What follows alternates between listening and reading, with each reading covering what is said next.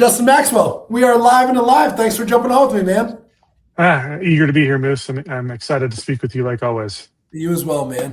We always want to start this off, and I want you to plug yourself, plug the business, right? Tell us who you are, what you do, how you make your money, who your ideal client is. Let us know anything we need to know about Justin Maxwell. Thank you, Moose. Yeah, so we are what we call a fractional family office for the low to mid-market business owner. We qualify that as a business owner that's doing $1 to $25 million in revenue. Most people don't know what the word family office means. It essentially just means is we're a one-stop shop for all things tax, legal, financial, and business wealth orientation to make sure that all those things are in alignment. So we own an accounting firm, a wealth management, registered investment advisory firm, an insurance brokerage. We do estate planning, both very basic and dynastical and bigger picture planning. And then we help business owners make their business into a transferable, attractive asset. And oftentimes that involves helping them get into mergers and acquisitions and scale their business to their wealth aspirations through that. And then we just make sure all those lanes are coordinated and collaborated so that the advice they're getting across all those different professionals is all rowing in the same direction. They don't get different advice from different people. They're not being told by their accountant to do one thing and their financial advisor to do something else. It's going to be a harmonistic relationship between all of our different professionals. And we just help sync up the collaboration between what all these business owners want. We just give it to them in one spot. Dude, I know that I told you this when I met you, but we need to touch base. I remember I told you I was going through a tax situation back when I met you, right? And I just let go of my CPA yesterday. would do that same situation years later. So I need your services like yesterday. So if that's possible, let's book a call after this. Let me know how it works. My financial advisor referred me to him, and my financial advisor is amazing. But he was my best man for my wedding. We worked at BlackRock together, and they just were not congruent. And I remember exactly when we met, I was like, oh, I need to hire this guy. So, let me know how I become a client right after this call. Yeah, absolutely. Cool. Awesome, man. Talk to me. How did you get into the industry? How did you start the industry? Who's your ideal client? Yeah, so for me, I have a very roundabout journey getting here because I didn't grow up an entrepreneur. Like I didn't even think it was something I was wanting or ever seeking to do. I was a school teacher and I had aspirations to be a college professor. I thought that's the path I wanted to do. I've gone through a lot of work on myself to kind of review like why I was driven that way. And it was this idea for me, I was like subconsciously trained to get as much education as possible, be as successful as possible, but I can't make too much money because I viewed money as like this thing that people do when they're trying to take advantage of other people or people get when they're really lucky. And for me, like I didn't want those traits put on me. So I found a path that I felt like I could be really successful in, but not make a lot of money. And that was why I was driven to being a college professor. That shifted when I heard someone speak at an event, and it just opened me up to this world of entrepreneurship. Making money, creating wealth does not equal evil. It does not equal or have to have bad connotations. It actually can be a very rewarding, fulfilling, and help you reach your maximum like self-fulfilled purpose. And so I shifted into entrepreneurship. Long journey to arrive where I am now, but I didn't come from like finance. I don't have like a law degree or a CPA license. I am like the orchestrator of all those different professionals into one spot, but I didn't come from a world where most people would think, well, usually people that come from this space have a lot of education or came from this background. And I break that mold a little bit. And so I get to resonate with our clients oftentimes because many times they started their businesses for a reason of creating freedom, but they allow their past self, their younger self, their middle-class self to dictate their ceiling. And I can help them open up that ceiling and break through it and not let who you were in the past dictate who you're going to be in the future. And we service just business owners who have big ambition. They want 8 or 9 figure net worths. They want to leave and have a generational impact. They want generational wealth. And that can be someone that has a business that's doing 200,000, or it could be someone that has a business that's doing 50 million in revenue. It really is more about who they are as a person rather the size of their business. Man, I'm curious, which event were you at that you had that realization? Who was the speaker that turned the realization around for you? A lot of people probably need to hear them. Yeah, so so it was just a rant. So my neighbor, so I'll take one step backwards. So I was doing my master's degree because that's the sequence to getting to become a college professor. And I kind of had like a little bit of a shake moment because I hated doing the research on the thesis that I had to present. And like I had to, there's a whole bunch of red tape and a whole bunch of just like people hovering over me. And no one, it's hard to keep compliance and all the participants in my research study. I was like, I don't know if I want to be a college professor, because college professors, that's all they do is research. And that was like, it just shook me to my core. But right as that was happening, my neighbor invited me to this real estate event. So it was a group of real estate investors that were just getting together to talk about real estate. But the speaker they brought in, his name was Garrett Gunderson. You probably have heard of him, or maybe have had associated with him. He's just a very good man that encapsulates the idea of entrepreneurship as philosophically aligned with your soul and your soul purpose. And I'd never had that perspective before, and it like was a spiritual awakening for me. So real estate event, Garrett Gunderson speaking at it, opens up my entire world. Real estate event while you're studying to be a college professor. That's so cool, man. That's awesome. Yeah. I'm curious. I've got a bunch of friends who are in academia, right? I went to Florida State and I studied bullying, right? And I used to look at some of my friends and was like, man, like, how are they not more concentrated on going out and making an income? They were like, I want to go get my master's. I want to go get my doctorate and just grow their career that way, which is fine, right? But I do feel like in academia, it's like they do preach that money is bad, right? They want to limit like how much your abundance thinking is. Why is that? Yeah, I think it's like this for whatever reason. Our society, I don't know. I mean, like I have some theories, but like it's not like our society thinks that money, if I have more money, it means I'm going to make bad decisions. And so in academia, they want to be unbiased. And so they're viewing it as if this person's being influenced by money, they're going to be biased by where the money comes from. And there's truth to that. Like you get influenced by money, or when people give you money, but not when you're trying to make an impact on what the money can do. So I really believe that there are some brilliant entrepreneurs in academia, in like just those that have been trained not to think this way, even just middle class employees, because they're afraid that money is going to cause them to be a different person, and they're not realizing that more money equals your impact can be magnified at a multiple maximum level, and they're not viewing it through that lens. They're viewing, if I have more money, I'm going to be harming my biases. I'm going to be harming my ability to reach people. But the ironic thing is they can't do any studies without money. No universities can operate without money. It's just like this. They're blind to the reality of the way the world works. And it's, for whatever reason, is a primary reason why many, I'm not a big fan of communism or socialism at all, because it limits the ability for humans to make an impact on the world and their soul.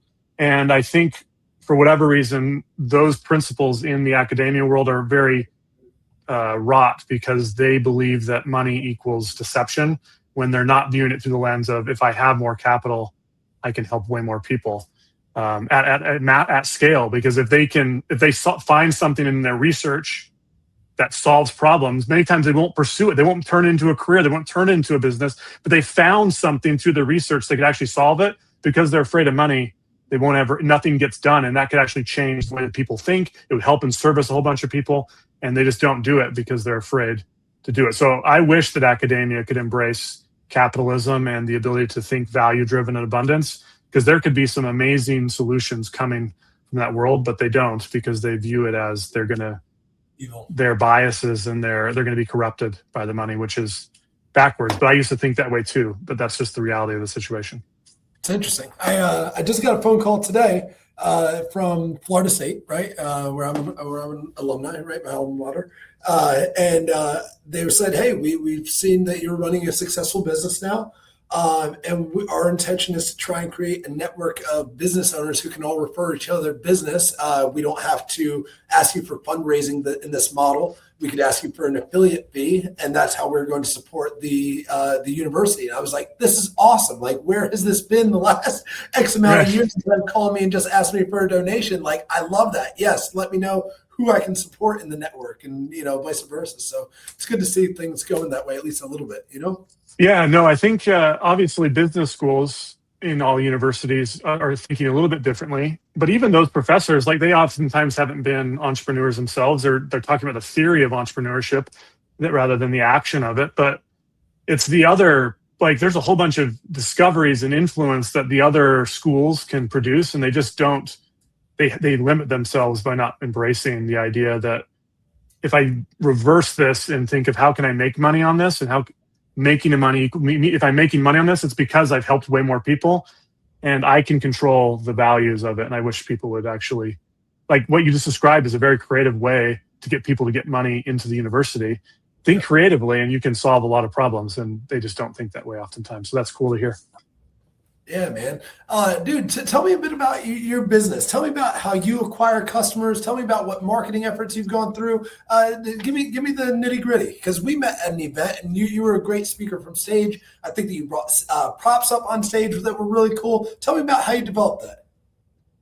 Yeah, so our marketing efforts are very much driven through in-person events. So shaking hands, speaking on stages, making relationships, building affiliate relationships, building partnerships and integrations into people's programs. We're a very high trust offering. We're dealing with people's life savings, people's visions, people's dreams and hopes. And so it takes a little bit longer than just a Facebook ad to get people's attention. And we haven't cracked the digital marketing code yet for us, honestly, as a consistent lead source. But we acquire customers through the nature of being in person and telling a good story from stage.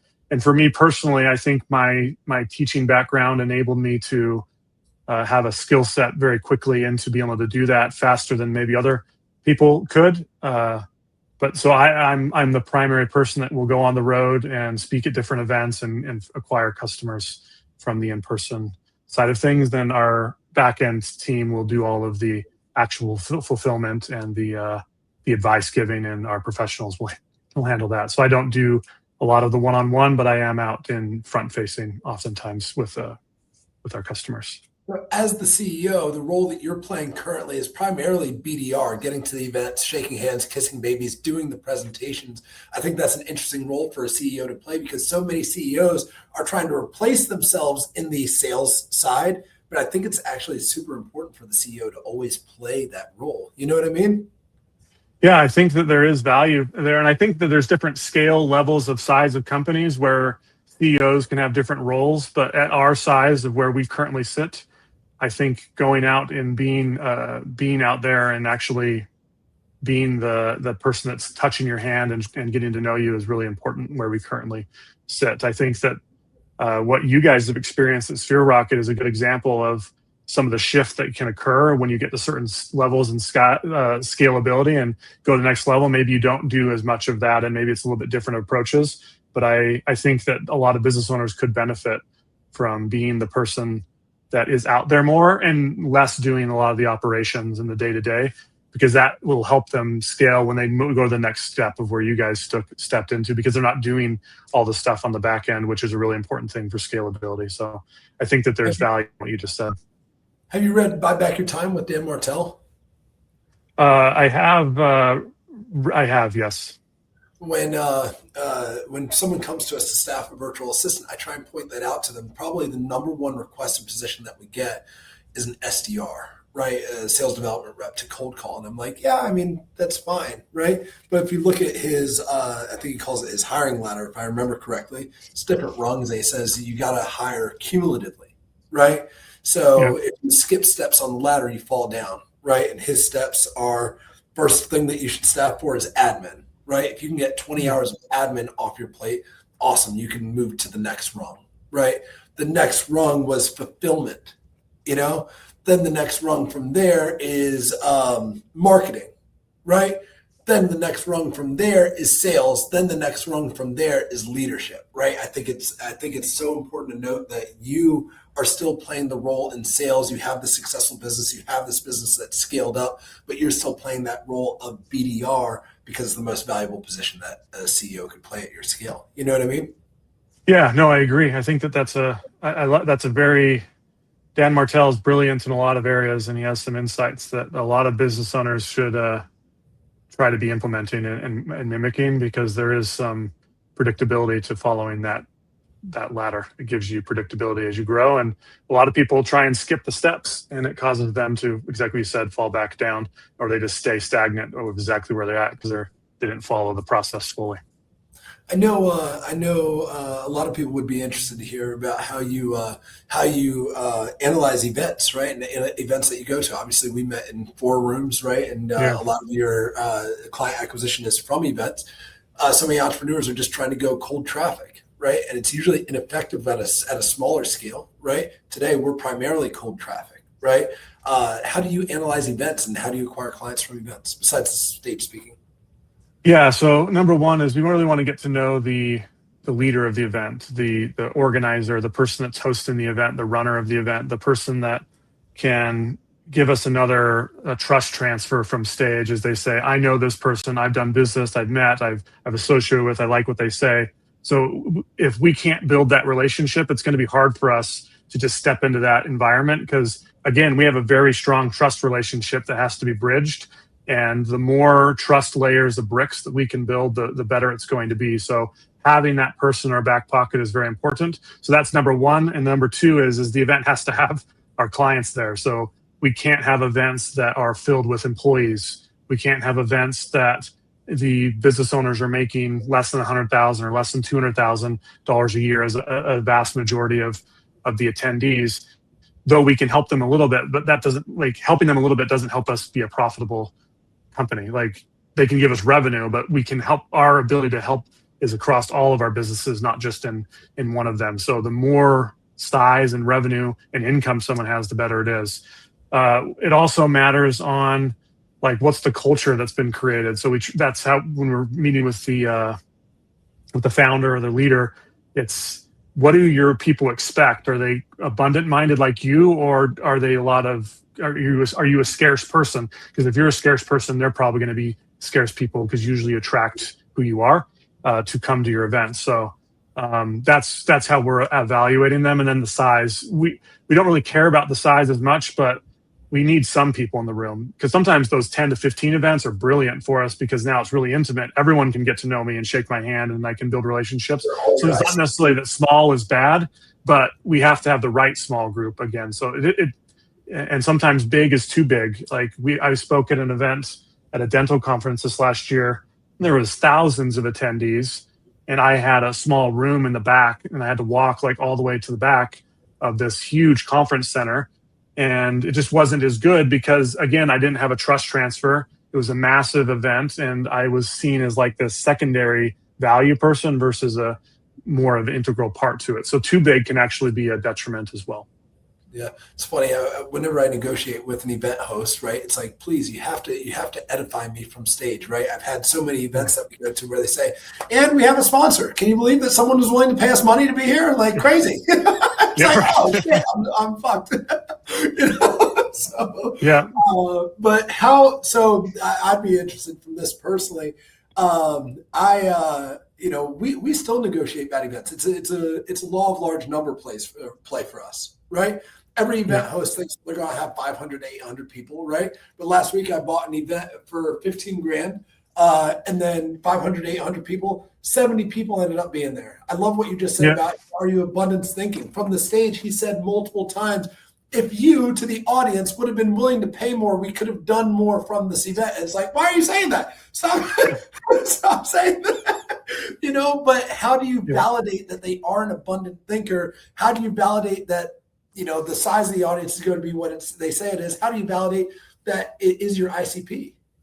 Yeah. So one thing I like to ask, and this doesn't work, we've had this exact same experience you just experienced, because everyone always overhypes how many people are going to be there. It's almost 100% of the time that they're always going to say there's the X amount, and it's always a significantly percent less.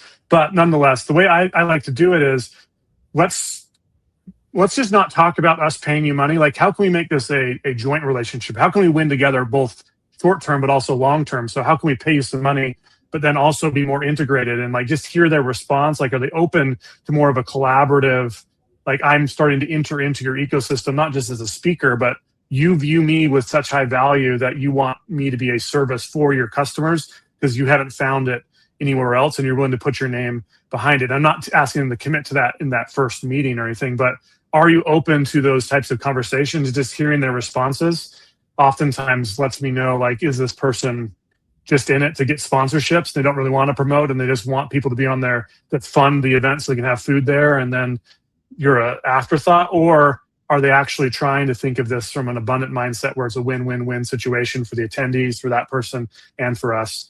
And I found that if you can get them talking around integration and JVs and partnerships and affiliates, it starts to increase the probability they think abundantly. That's so good. And even if they won't do it on that first event or whatever, now because they were willing to have the conversation, you have the confidence in them where it's like, okay, I'll risk my money here, right? And then hopefully it turns into that JV down the road. And it doesn't always work out, but I like to go off of probability. So what's the probability? If they're not willing to even bridge the conversation early, and the way that they're talking is just sponsorship, and they don't give me good signs from the beginning, like, I have a probability that they're not going to produce, like, it's probably not going to be a great event because the attendees aren't going to be the best. So if they're willing to have the conversation, I have a higher probability that this is a good event for me. And sometimes it doesn't work, but it happens more often than not that it will. I am going to cut this clip and market this clip so hard. After that event I just mentioned, I went to another event, or I had other sponsors invite me out to other events. It was exactly what you just described, right? Hey, we saw you at this other event. We know that it didn't work out as it should, but you should trust me. And it's like, cool, if I trust you, you saw what just happened at this last event, right? Work with me. Let's figure out how to get something. No, we're not willing to do that. It's like, I don't feel like a dick that I'm saying no, but like, you just saw what happened. How are you not willing to work with me? You know what I mean? Yep. I like the, we use this simple equation, X plus Y equals Z. So if I do X and Y, am I 90% confident that Z is going to happen? And if I had X and Y happen in the past and it didn't work out, like, I'm not 90% confident it's going to happen. If you're not willing to change the X and Y with me, I have to say no to your event, because I already know it's probably not going to work out again. And I need to, we have to view things through a perspective of, I'm thinking abundantly, and I can't guarantee outcomes. I can't guarantee the future, but I would like to start predicting it a little bit more closely than just guessing every time and throwing money, lots of money at events and then not having it work out. So if you can work with me on, I'm an X, you're the Y, like, how can we build this to have more probability about the Z? Then let's do it together. But if you can't, specifically what you just described, you just saw what happened when the X and Y that you're giving me the same exact X and Y. I'm going to have the Z happen again. Why would I do that? That doesn't make sense to me. So I like that equation for making decisions. All event hosts. Yeah. So, dude, tell me what's your biggest struggle in your business today? I think the struggle that we have is not scaling too quickly, because we have to, the promises that we're making to people require us to fulfill very, very well, like quarterly tax planning sessions where we're helping you actually reduce your taxes. We have coordinated advisors that are meeting with you on a monthly basis to ensure that you're getting everywhere you need to go. And we're the glue between all these different tax, legal, and financial folks.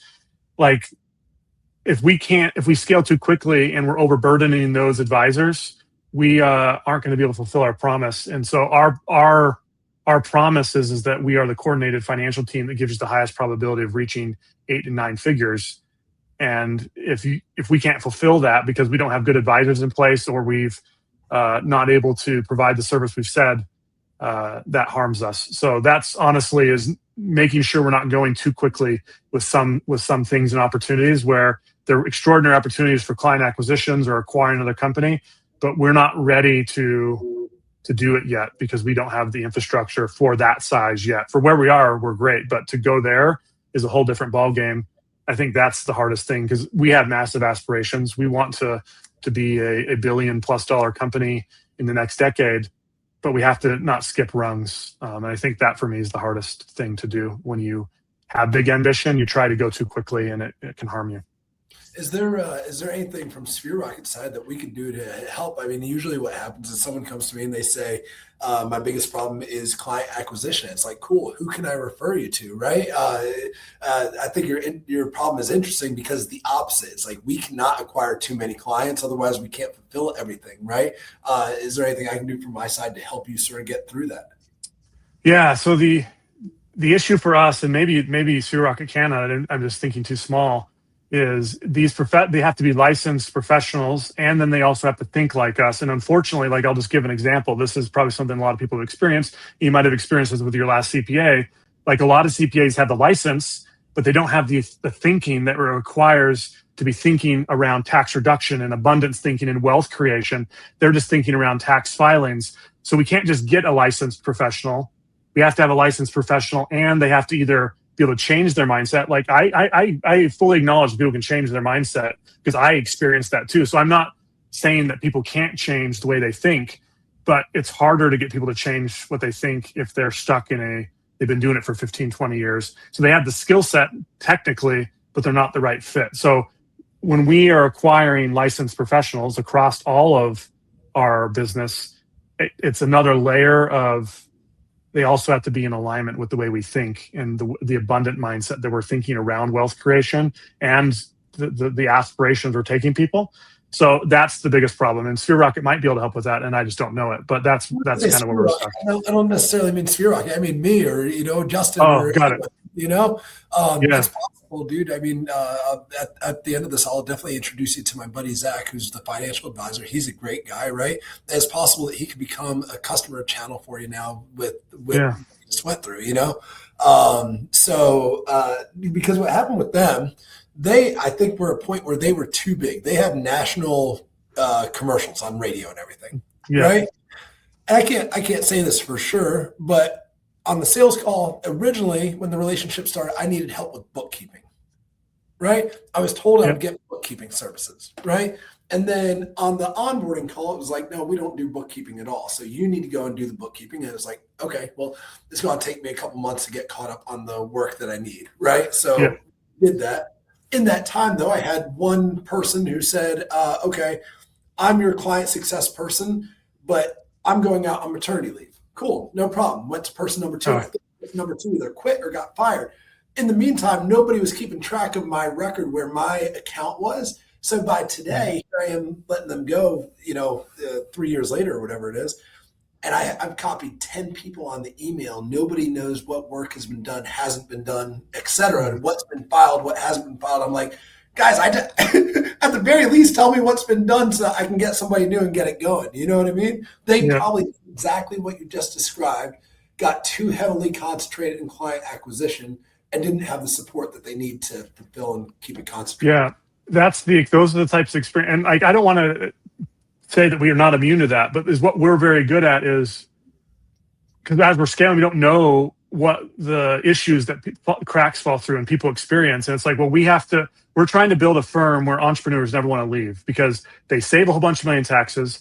They get their answers, they get their questions answered. And like, because here's the reality is like, what that you experience is going to happen no matter where you're at. Like you're going to have people go on maternity leave. You're going to have people quit. You're going to have people get fired. But how do you make it so that the team as a whole can pick right back up and not lose track of what's happening? And you don't experience this huge lag where you're trusting a financial professional to get things done. That's why you hired them. If you could do it yourself or wanted to do it yourself, you would have already done it. You need their expertise, but they're not fulfilling. So that's what we're trying to create is this ecosystem of entrepreneurs don't get proactive tax planning, but they also don't get communicated to very well. And there's a lot of these issues that happen with CPAs, and we're trying to solve all of that. But that takes deliberateness, and we can't just go through the moon quickly. And I know a lot of accounting firms do this because people love when someone saves them taxes. So they refer all their buddies, they get everyone over there with them, and then they all the stuff you just described happens over and over and over again. And though we're not immune to those things happening, we want to be the solution. Tell us so we can fix it, and we want to help you get it done so we can scale, so we can be the spot where every entrepreneur comes and lands, because what you're describing is the epitome of most small business accountants. It's just the reality. How do you hedge against it? Because like you said, that stuff is going to happen, right? I know personally, if I emailed you, right, or if I messaged you, you would get back to me. You'd be like, Moose, let me dig into it. And it's like, cool, problem solved in 72 hours, no problem, right? How do you hedge against when those maternity happens, the file gets dropped? How do you hedge it? Yeah, I think the issue is you don't have systems for that situation. So you don't have a system of if one of our accountants gets fired, how do we find out what all their clients are doing? How do we find whether the notes are and what's happening with the client? People aren't creating systems to the handoff. So you have to create the system for the event of that.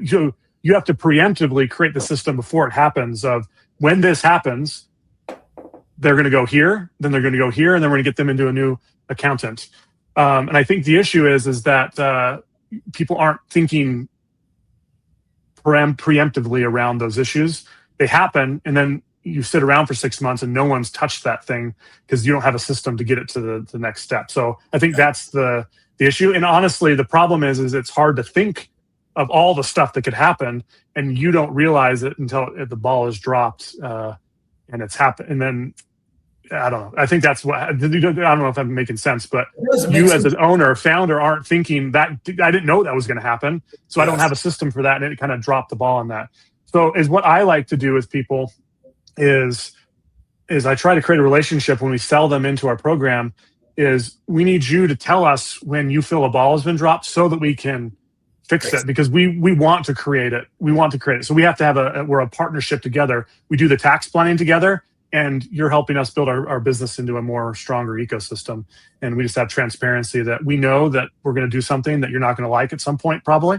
So just tell us so we can fix that problem. And if we can't fix it, we'll be very open and transparent on, well, this is why this is happening. And you need to because sometimes the other issue is not saying that you had this because your situation sounds different, but sometimes you go into an experience with your accountants and financial professionals with an expectation of what should happen, but your expectation is actually wrong, and that can't ever happen because you're expecting the timeline to be too quick, or you're expecting technology's not quite there to pick up the speed of what you're looking for, or like you're asking for an answer that can't be answered in an email and it needs to be on a call, and you're asking us to give a 30-page email on this answer that you just need to just go to your planning call and ask that exact same question, and we could answer that very easily. But there's a lot of nuance. Like sometimes our expectations are off, and I'm just kind of preaching a little bit here, but no, that's great.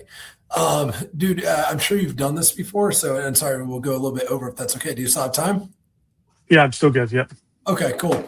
But a big thing that clients come to me on my coaching calls about is setting up client journeys, right? And the only way that you can hedge against these problems happening before they do it is understanding that they could happen, right? And it's building out a client journey, not just with your sales team, but also with your fulfillment and getting your team members ramped up by having them understand the client journey. Have you guys ever built that? Yeah. So it's in progress. Yes. So it's the thing that we're working on at this moment, I guess is what I'd say, because the issue is that we forget that our people we're hiring don't have our brain and our knowledge base of the full system. Like they don't even have any experience. Like this might be their first experience working in an accounting firm. Like they don't even work with business owners before. They've never even talked to a business owner in a professional setting. So you have to be super deliberate. We have to define clearly what does good look like at every step and every role of this.